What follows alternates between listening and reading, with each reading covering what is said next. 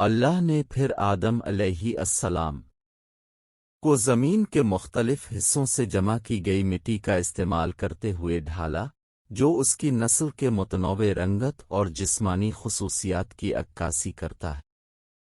اس کی تصدیق ترمذی 2955 کی ایک مستند روایت سے ہوتی ہے، جہاں رسول اللہ صلی اللہ علیہ وسلم نے فرمایا، بے شک اللہ تعالیٰ نے آدم کو ایک مٹھی بھر سے پیدا کیا جو اس نے تمام زمین سے لی، چنانچہ بنی آدم اس کے مطابق داخل ہوئے زمین، ان میں سے کچھ سرخ، سفید اور سیاہ، اور اس کے درمیان موٹی، گندی اور صاف۔ 40 سال تک مٹی سے بنا ہوا پہلا آدمی ایک بے جان شخصیت رہا۔ اس وقت کے دوران وہاں سے گزرنے والے فرشتے خوف اور خوف کا احساس کریں گے۔ ابلیس خاص طور پر اللہ کی نئی تخلیق کے لیے حسد کرتا تھا۔ وہ اکثر آدم علیہ السلام کی مٹی کے پیکر کو مارتا، اسے تانا دیتے ہوئے کہتا، تم کچھ بھی نہیں ہو، اگر میں تم پر غلبہ پا گیا تو میں تمہیں تباہ کر دوں گا، اگر تم مجھ پر غالب آ گئے تو میں تمہاری بات نہیں مانوں گا۔ ہر دھچکا مٹی کے برتنوں جیسی آواز پیدا کرتا تھا۔ آخرکار وہ وقت آ گیا کہ پہلے انسان میں روح پھونک کی جائے۔ اللہ نے تمام فرشتوں کو حکم الاؤ جاری کیا کہ جب میں اسے پیدا کر لوں اور اس میں اپنی روح پھونک دوں تو اس کو سجدہ کرتے ہوئے گر پڑو۔ سورۃ الصد آیت 72۔ اس کے ساتھ اللہ تعالیٰ نے فرمایا، اللہ نے آدم علیہ السلام میں روح پھونک دی، اسے زندگی بخشی اور انسانی وجود کی شروعات کی۔ جب روح اس تک پہنچی تو آدم علیہ السلام کو چھینک آئی اور کہا، الحمدللہ، تمام تعریفیں اللہ کے لیے ہیں۔ تو اس نے اللہ کی اجازت سے اس کی حمد کی، جیسا کہ حکم دیا گیا تھا۔ تمام فرشتے اللہ کے حکم کی تعمیل کرتے ہوئے سجدے میں گر گئے تو فرشتوں نے سجدہ کیا، ابلیس کے علاوہ۔ اس نے سجدہ کرنے والوں کے ساتھ ہونے سے انکار کر دیا۔ سورہ کہف آیت 50 میں صاف کیا گیا ہے، جہاں اللہ فرماتا ہے، اور جب ہم نے فرشتوں سے کہا کہ آدم کو سجدہ کرو تو انہوں نے سجدہ کیا سوائے ابلیس کے۔ اس طرح ابلیس اللہ کے حکم سے انکار کرنے میں کامیاب ہوا۔ اسے اپنی مرضی کی آزادی ہے جیسا کہ ہم انسان کرتے ہیں۔ اس کے بعد ابلیس نے اللہ تعالیٰ سے عرض کیا، اے میرے رب، پھر میرے انجام کو ان کے جی اٹھنے کے دن تک مؤخر کر۔ اے میرے رب، چونکہ تو نے مجھے گمراہی میں ڈالا ہے، اس لیے میں زمین پر ان کے لیے ضرور رونق بخشوہے گا اور ان سب کو گمراہ کروں گا سوائے ان میں سے تیرے برگزیدہ بندوں کے۔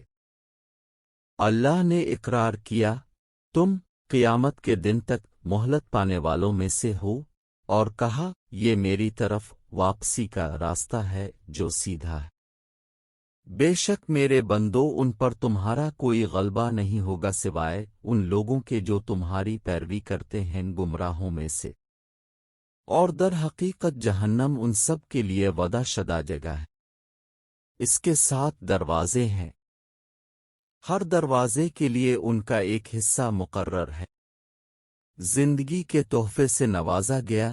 آدم علیہ السلام نے خود کو ابلیس اور اس کے خالق کے درمیان تبادلے کے درمیان پایا۔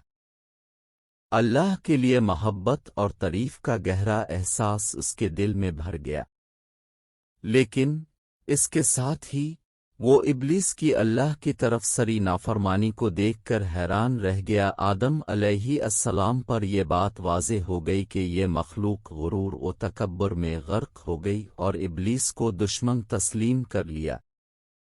اللہ نے پھر آدم علیہ السلام کو حکم دیا کہ وہ فرشتوں کے مجمع میں جائیں اور ان کو سلام کرے، السلام علیکم۔ سلام۔ ایسا کرنے پر فرشتوں نے آدم علیہ السلام کو اس کے ساتھ جواب دیا، وعلیکم السلام ورحمۃ اللہ۔ جب آدم علیہ السلام اپنے خالق کی طرف لوٹے تو اپنے فرمایا، یہ تمہارا سلام ہے اور تمہاری اولاد کا ایک دوسرے کو سلام ہے۔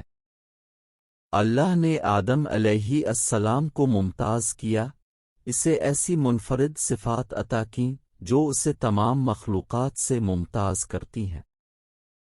فرشتوں کے برعکس آدم کو آزاد مرضی، ادراک اور استدلال کی طاقت اور تخلیق کی صلاحیت دی گئی تھی۔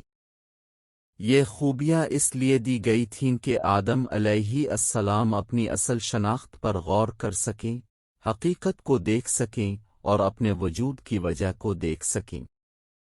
اور اس نے آدم کو سب کے نام سکھائے۔ سورہ البقرہ آیت 31۔ ایک دن حضرت آدم علیہ السلام نیند سے بیدار ہوئے تو انہوں نے ایک انسان کو دیکھا جو ان کی طرف دھیمی نگاہوں سے دیکھ رہا تھا۔ تم کون ہو؟ اس نے مخلوق سے پوچھا۔ ایک عورت، اس نے جواب دیا۔ آپ کو کیوں بنایا گیا ہے؟ آدم نے پوچھا۔ تاکہ آپ مجھ میں سکون پا سکیں، اس نے جواب دیا۔ فرشتے اس نئی مخلوق سے خوفزدہ تھے تو انہوں نے آدم علیہ السلام سے پوچھا کہ اے آدم، اس کا نام کیا ہے؟ اس نے جواب دیا، حوا۔ پھر انہوں نے پوچھا کہ اس کا نام کیوں رکھا گیا ہے؟ آدم علیہ السلام نے جواب دیا، کیونکہ وہ زندہ چیز سے پیدا کی گئی ہے۔ آدم علیہ السلام اور حوا نے جنت میں مکمل آزادی کی زندگی گزاری۔ انہیں اللہ کے خوبصورت باغات کی تلاش اور گھومنے پھرنے کی مکمل آزادی دی گئی تھی، اور اس کی پیشکش کی جانے والی تمام چیزوں سے لطف اندوز ہوئے تھے۔ البتہ اللہ نے ان کو ایک واحد ممانعت دی تھی۔ اس نے آدم اور حوا دونوں کو متنبہ کیا کہ وہ کسی خاص درخت کے قریب نہ جائیں۔ اگر انہوں نے ایسا کیا تو یہ زیادتی اور نافرمانی ہوگی۔ اس ہدایت نے جنت کی دوسری صورت میں غیر محدود خوشیوں میں ان کی مرضی اور اطاعت کے امتحان کے طور پر کام کیا۔ ان دونوں کے لیے واضح تھا کہ اس مخصوص درخت سے کھانا حرام ہے۔ تاہم جیسا کہ اکثر انسان کی فطرت ہے، آدم علیہ السلام آہستہ آہستہ اللہ کے حکم کو بھول گئے۔ اس کی قوت ارادی کمزور پڑ گئی اور اس کے دل سے فائدہ اٹھانا آسان ہو گیا۔ اس کمزور لمحے سے فائدہ اٹھاتے ہوئے ابلیس نے یہ ظاہر کرنے کا ایک موقع دیکھا کہ انسان آخر کار کمزور ہے، اور وہ ابلیس اعلیٰ ہستی ہے۔ وہ انسانوں کو اللہ کی بندگی کے راستے سے ہٹانے کے اپنے مشن میں پر عزم تھے، اور اس طرح اس نے اس ایک ممانعت کو اپنے فریب اور گمراہی کے منصوبے کو عملی جامہ پہنانے کے لیے استعمال کیا۔ وہ دن با دن اس سے سرگوشی کرنے لگا۔ وہ آدم علیہ السلام کے ذہن میں شک کا بیج دفن کرنا چاہتا تھا۔ وہ جوڑے سے سرگوشی کرے گا، کیا میں تمہیں لافانی کے درخت اور ابدی بادشاہی کی طرف رہنمائی کروں؟ وہ ان سے یہ بھی کہے گا، تمہارے رب نے تم پر یہ درخت صرف اس لیے حرام کیا ہے کہ تم کو فرشتے آمر ہونے سے روکا جائے، اور اس نے ان سے قسم کھائی کہ میں تمہارا مخلص مشیر ہوں۔ لہذا جوڑے کو اللہ کی نافرمانی پر آمادہ کیا گیا۔ اس سے پہلے کہ وہ ممنوع درخت کا پھل کھاتا، آدم علیہ السلام شرمندگی، اداسی اور درد کے احساس سے بھر گئے۔ نافرمانی کے ایک ہی عمل سے آدم علیہ السلام اور حوا دونوں کو اپنی عریانیت کا علم ہو گیا، اور وہ اپنے آپ کو ڈھانپنے کے لیے پتے چننے لگے۔ آدم علیہ السلام اور حوا کو ان کے رب کے سامنے بلایا گیا۔ انہوں نے پوچھا، کیا میں نے تمہیں اس درخت سے منع نہیں کیا تھا اور کہا تھا کہ شیطان تمہارا کھلا دشمن ہے؟ سورہ اعراف آیت 22۔ جوڑا غمگین تھا اور جرم میں ڈوبا ہوا تھا۔ اپنی غلطی کا احساس ہونے پر وہ دونوں معافی مانگنے کے لیے پلٹ گئے۔ انہوں نے عرض کیا، اے ہمارے رب، ہم نے اپنے آپ پر ظلم کیا ہے۔ اگر تو نے ہمیں معاف نہ کیا اور ہم پر رحم نہ کیا تو ہم یقیناً نقصان اٹھانے والوں میں سے ہو جائیں گے۔ سورہ اعراف آیت 23۔ واقعی بہت دیر ہو چکی تھی۔ اللہ نے پہلے سے ہی اپنی سزا کا منصوبہ بنا رکھا تھا۔ اس نے آدم علیہ السلام، حوا اور ابلیس کو زمین پر نکال دیا، جہاں اس نے انسانوں کو ابلیس کے ساتھ دشمنی پر مقرر کیا۔ آدم علیہ السلام اور حوا نے زمین پر سختی کی زندگی گزاری۔ کھانا آسان نہیں تھا، ان کے پچھلے گھر کے برعکس۔ وہ زمین پر اپنے آپ کو برقرار رکھنے کے لیے سخت محنت کرنے پر مجبور تھے۔ اس پر اپنی بیوی اور بچوں کے لیے خوراک، لباس اور رہائش کی تلاش کا بوجھ تھا۔ اسے جنگلی جانوروں سے لڑنے کا بھی چیلنج دیا گیا جو پیٹ بھر کے کھانے کی تلاش میں بھٹک رہے تھے۔ تاہم سب سے بڑا بوجھ جو آدم علیہ السلام کو مسلسل لڑنا پڑا وہ شیطان کے وسوسوں کا تھا۔ شیطان اپنی بات پر ڈٹا رہا اور اپنے شیطانی وسوسوں سے انسانوں کو اذیت دیتا رہا۔ اس کے باوجود وہ ثابت قدم رہے اور اپنے رب کے سامنے ثابت قدم رہے۔ یہ ضروری تھا کہ وہ زمین پر ترقی کرے اور ایسی اولاد پیدا کرے جو اپنے تفویض کردہ فرض پر ثابت قدم رہیں۔ زمین پر آدم علیہ السلام اور حوا کا تنہا وجود جلد ہی ان کے بچوں کی آمد سے بدل گیا۔ ان کا خاندان جڑواں بچوں کین، قابیل سے اور اس کی بہن کی برکت سے شروع ہوا۔ جیسے جیسے وقت گزرتا گیا، انہوں نے جڑواں بچوں کے ایک اور سیٹ کا استقبال کیا، حابیل اور اس کی بہن۔ بچے بڑے ہوئے اور خاندان نے اللہ کی بے شمار نعمتوں کے ساتھ عاجزانہ زندگی گزاری۔ قابیل نے زمین کاشت کی، جبکہ حابیل نے مویشی پالے۔ آدم علیہ السلام کا حصہ اور حوا کا زمین پر بے دخلی کا مقصد زمین کو ایسے فرض شناس انسانوں سے آباد کرنا تھا جو اللہ کی عبادت کرتے تھے۔ چنانچہ جب بچے شادی کی عمر کو پہنچ گئے تو اللہ نے آدم علیہ السلام پر وحی کی کہ ہر بیٹے کی شادی دوسری کی جڑواں بہن سے کر دی جائے۔ بہرحال آدم علیہ السلام کے خاندان کے علاوہ کوئی دوسرا خاندان موجود نہیں تھا۔ آدم علیہ السلام نے وحی کیا جیسا کہ اللہ نے حکم دیا تھا، جبکہ حابیل اللہ کے حکم پر عمل کرنے کے لیے تیار تھا۔ قابیل زیادہ خوش نہیں تھا۔ جبکہ حابیل اپنی ذہانت، فرمانبرداری اور اللہ کی مرضی کی اطاعت کے لیے مشہور تھا، قابیل متکبر، خود غرض اور اپنے رب کا نافرمان تھا۔ قابیل اس حکم سے ناخوش تھا کیونکہ اس کے مطابق حابیل کی جڑواں بہن اس کی اپنی آنکھوں کی طرح خوشنما نہیں تھی۔ اس نے اللہ کے حکم کی خلاف ورزی کی کیونکہ اس نے اپنے والد کی نصیحت کو قبول کرنے سے انکار کر دیا تھا۔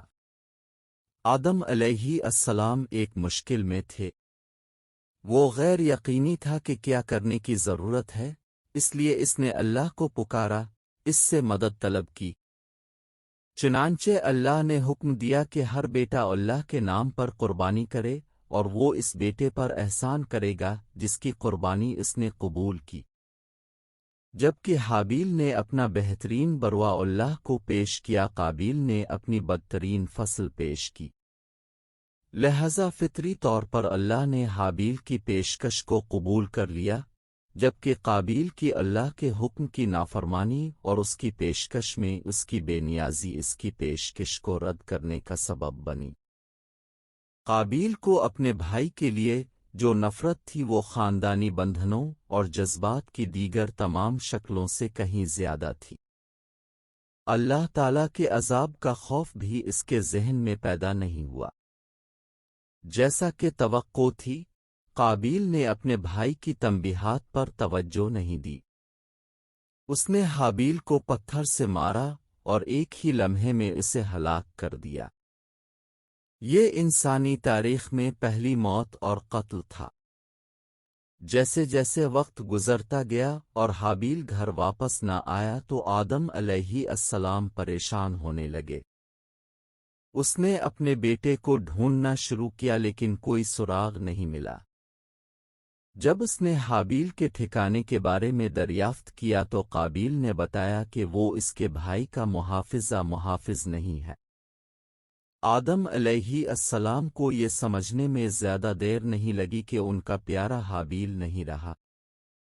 آدم علیہ السلام غم سے نڈھال ہو گئے۔ اپنے بھائی کو قتل کرنے کے بعد قابیل کو یقین نہیں تھا کہ حابیل کی لاش کے ساتھ کیا کرنے کی ضرورت ہے۔ وہ ہر طرف گھومتا رہا، سوچتا رہا کہ وہ لاش کو اپنے گھر والوں سے کیسے چھپا سکتا ہے۔ جیسے جیسے اس کا غصہ آہستہ آہستہ کم ہوا، قابیل کو اپنے بھائی کے لیے پچھتاوا ہونے لگا اور وہ جرم سے مغلوب ہو گیا۔ میت کے وقار کو برقرار رکھنے کے لیے اللہ نے قابیل کو 2 کوے کی موت اور تدفین کا مشاہدہ کرایا۔ کین نے دیکھا کہ کوا اپنے پنجوں اور چونچ کا استعمال کرتے ہوئے زمین میں گڑھا کھودتا ہے، لاش کو اس میں دھکیل دیتا ہے اور اسے ریت سے ڈھانپتا ہے۔ پھر اللہ تعالیٰ نے ایک کوا بھیجا جو زمین میں کھوجتا ہوا اسے دکھائے کہ اپنے بھائی کی رسوائی کو کیسے چھپائے۔ اس نے کہا، ہائے ہائے میری! کیا میں اس کوے جیسا بن کر اپنے بھائی کی رسوائی یعنی جسم کو چھپانے میں ناکام رہا ہوں؟ اور وہ پشیمانوں میں سے ہو گیا۔ سورہ مائدہ آیت 31۔ آدم علیہ السلام نے اپنے دونوں بیٹوں کو کھو دیا اور غم سے نڈھال ہو گئے۔ حابیل کو اس وقت قتل کیا گیا جب قابیل شیطان کے زیر اثر تھا۔ اس نے اپنے بیٹے کے لیے دعا کی اور اس سے متوقع فرائض کی انجام دہی کی۔ وہ اپنے بچوں اور نواسوں کو ابلیس سے متنبع کرتے رہے اور انہیں مسلسل یاد دلاتے رہے کہ اللہ کی عبادت کریں اور اس کی نافرمانیوں میں شامل نہ ہوں۔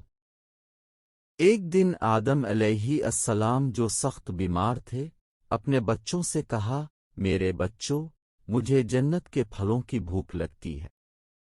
اپنے والد کی فرمائش کو پورا کرنے کے ارادے سے بچے جنت کے پھل لینے کے لیے نکل پڑے۔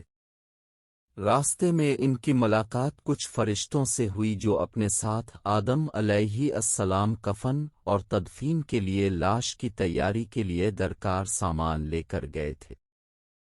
فرشتوں نے بنی آدم کو ہدایت کی کہ وہ جلدی گھر جائیں کیونکہ ان کا باپ جلد ہی اپنے انجام کو پہنچنے والا ہے۔ چنانچہ بچے فرشتوں کے ساتھ گھر واپس آ گئے۔ وہاں پہنچ کر فرشتوں نے آدم علیہ السلام کی روح قبض کر لی۔ انہوں نے اسے جنازے کے لیے تیار کیا، اسے کفن میں لپیٹ کر اس کی قبر کھود کر اس میں رکھ دیا۔ انہوں نے بنی آدم سے کہا، بنی آدم، موت کے وقت یہ تمہاری روایت ہے۔ آدم علیہ السلام کی وفات کے بعد اس کا بیٹا سیٹ علیہ السلام اس کا جانشین ہوا۔ آپ کو بھی نبی بنایا گیا اور لوگوں کو اللہ کے راستے کی طرف رہنمائی کا فریضہ سونپا گیا۔